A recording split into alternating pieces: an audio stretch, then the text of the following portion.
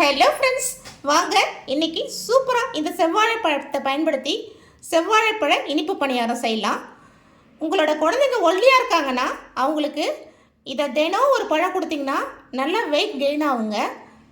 இதை பழமாக கொடுக்குறப்ப அவங்க சாப்பிட்லன்னா இந்த மாதிரி பணியாரமாக செஞ்சு கொடுங்க, இல்லை வேறு மாதிரி அடை அந்த மாதிரியெல்லாம் செஞ்சு கொடுக்கலாம். சூப்பராக சாப்பிட்ருவாங்க. அது மட்டும் இல்லைங்க, இது நம்மளோட நரம்புகள் வலுவாக்குறதுக்கும் இந்த செவ்வாழைப்பழம் டெய்லி ஒன்று எடுத்துக்கிறது நல்லதுங்க. இப்போ வாங்க பணியாரம் ரெடி பண்ணலாம். பணியாரம் ரெடி பண்ணுறதுக்கு ஸ்டவ் ஆன் பண்ணி ஒரு பாத்திரம் வச்சுருக்கேன். அதில் இந்த மாதிரி ஒரு கப்பில் ஒரு 3/4 கப் அளவுக்கு வெல்லம் சேர்த்து அதை நல்லா கரைச்சி எடுத்துக்கலாம். ஒரு 1/4 கிளாஸ் அளவுக்கு தண்ணி சேர்த்துக்கலாம். தண்ணி நிறைய வேணாங்க. நல்லா இந்த வெல்லத்தை கரைச்சிக்கலாம்.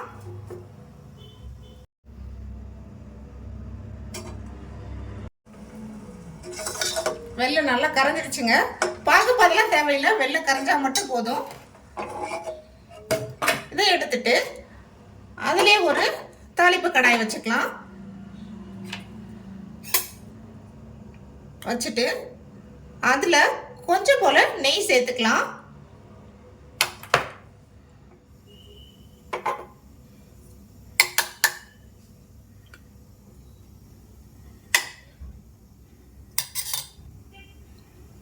நெய் மெல்ட் ஆனதும் கொஞ்சமாக நான் முந்திரி பருப்பு உடச்சி வச்சிருக்கேன், அதை சேர்த்துக்கலாம்.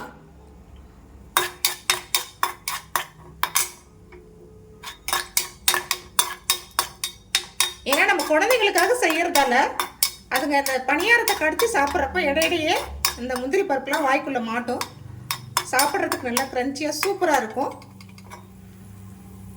இதோடவே ஒரு 1/2 கப் அளவுக்கு தேங்காய் திருகல் சேர்த்துக்கலாம்.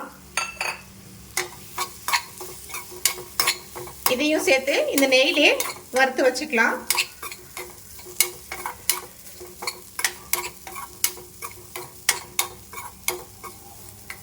இப்போ பணியாரத்துக்கான மாவு ரெடி பண்ணிக்கலாம். பணியார மாவுக்கு இந்த மாதிரி ஒரு ஈரமில்லாத மிக்ஸி ஜார் எடுத்துக்கலாம். அதில் இந்த செவ்வாழைப்பழத்தை உரிச்சிட்டு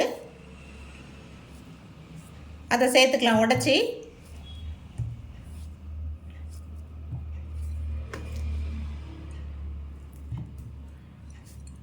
இதோட 1 கப் அளவுக்கு அரிசி மாவு சேர்த்துக்கலாம். பச்சரிசி மாவு, இடியாப்ப மாவு, கொழுக்கட்டை மாவு எது வேணாலும் நீங்கள் சேர்த்துக்கலாம். இதோட ஒரு 4 ஏலக்காய் சேர்த்துக்கலாம். ஒரு 1/4 ஸ்பூன் அளவுக்கு உப்பு சேர்த்துக்கலாம். இதோடவே நம்ம கரைச்சல்ல வெல்லம், அதை நான் வடித்து வச்சுருக்கேன், அதை சேர்த்துக்கலாம். நான் முன்னாடியே வடிச்சிட்டேங்க, தூசு மண் ஏதாச்சும் இருக்கும், நீங்களும் அது போல் வடிகட்டி சேர்த்துக்கோங்க. இப்போ இதை நைஸாக அரைச்சி எடுத்துக்கலாம். மாவு அரைச்சாச்சு. இதை இந்த மாதிரி ஒரு பவுலில் சேர்த்துக்கலாம்.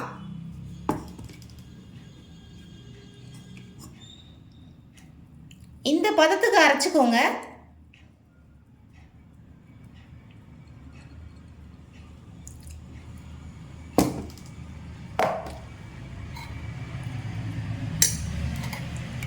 இதோடவே நம்ம வறுத்தோம்ல தேங்காயும் முந்திரியும், அதை சேர்த்துக்கலாம்.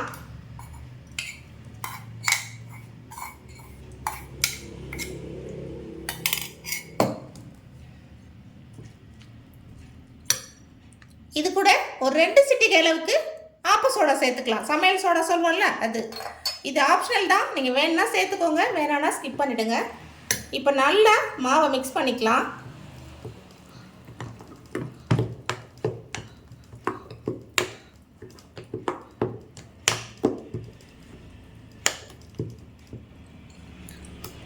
அவ்வளோதான் ஃப்ரெண்ட்ஸ், மாவு ரெடி ஆயிடுச்சு. இப்போ பணியாரம் ஊற்ற ஆரம்பிச்சிடலாம்.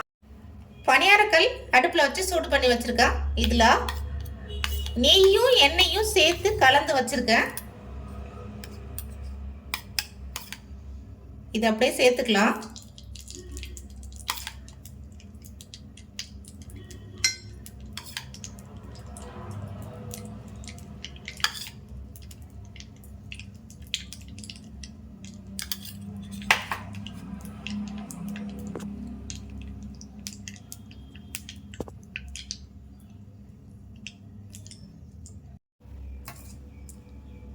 எண்ணெயும் சூடாயிடுச்சு. நீங்கள் பவுலில் வச்சு கரண்டியில் கொஞ்சம் கொஞ்சமாக அள்ளி ஊற்றுறத விட இந்த மாதிரி ஒரு டம்ளரில் ஊற்றி வச்சுக்கோங்க. உங்களுக்கு ஊற்றுறதுக்கு ஈஸியாக இருக்கும்.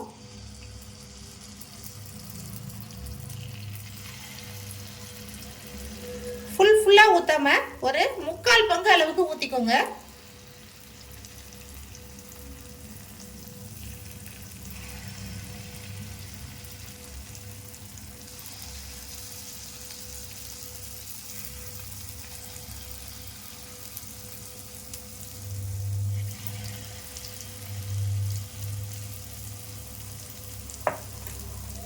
இந்த மாதிரி ஊற்றிட்டு இதை அப்படியே மூடி போட்டுக்கலாம். வேகட்டும். ஓப்பன் பண்ணி பார்க்கலாம். பாருங்க, ஒன் சைடு நல்லா வெந்துருச்சு. இப்போ அப்படியே அடுத்த பக்கம் திருப்பி விட்டுக்கலாம்.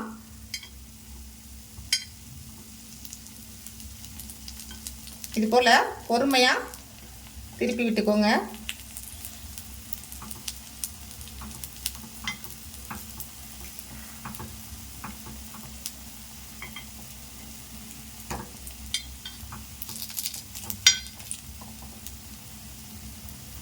ரொம்ப ரொம்ப டேஸ்டா இருக்குங்க. இது நீங்க ட்ரை பண்ணி பாருங்க. குழந்தைங்க சூப்பரா சாப்பிடுவாங்க. அவ்வளோதான் ஃப்ரெண்ட்ஸ், வேகட்டும். வெந்ததும் எடுத்துடலாம். ரெடி ஆயிடுச்சு. இப்போ எடுத்துடலாம்.